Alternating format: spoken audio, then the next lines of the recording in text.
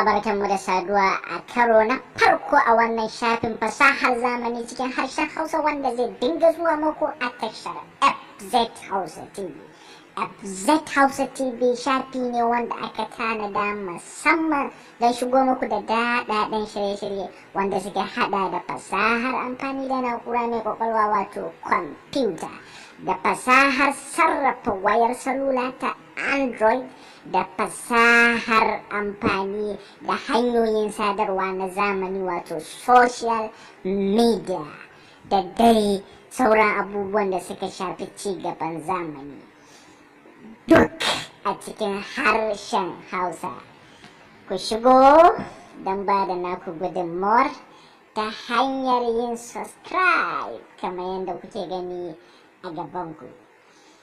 Ku danna subscribe. Muna godiya da haɗin kai da taimakon da kuke bamu a kullum. Naku FZ.